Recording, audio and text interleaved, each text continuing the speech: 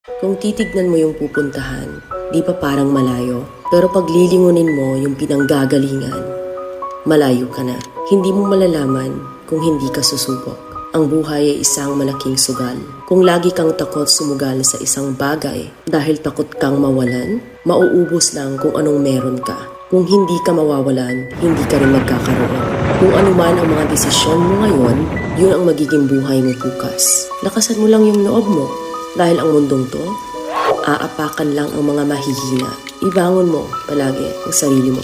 Balang araw, magugulat ka na lang na ang layo na pala ng narating mo.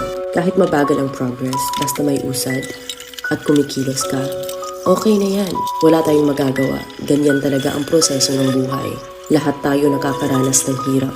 Hindi natin alam kung hanggang kailan tayo dito sa mundo. Kaya mas piliin mo maging mabuting tao. Ang pinakayaman na maituturing natin sa sarili ay ang ating mga pangarap. Kapag handa kang abutin yung mga pangarap mo, hinding-hindi ka maghihirap. Kung lagi kang may pinagdaanan sa buhay or pagsubok, pruweba lang yan na isa kang magiting na sundalo. Sa mga pagsubok, diyan ka aangat, diyan ka babaguhin. Yung tatag mo kung paano ka mag-ayos ng problema. Hindi ka magtatagal sa mundo. Lubos-lubusin mo na. Gawin mo yung mga bagay na handang iangat ang sarili mo. Huwag mo isipin yung mga sinasabi ng iba at huwag na huwag kang panghihinaan ng loob dahil lahat ng tao ay may iba't ibang desisyon at iba't ibang sitwasyon. Huwag ka lang mawala ng pag-asa. Hindi mo naman kailangan madaliin lahat. May proseso ang bawat ganap mo sa buhay.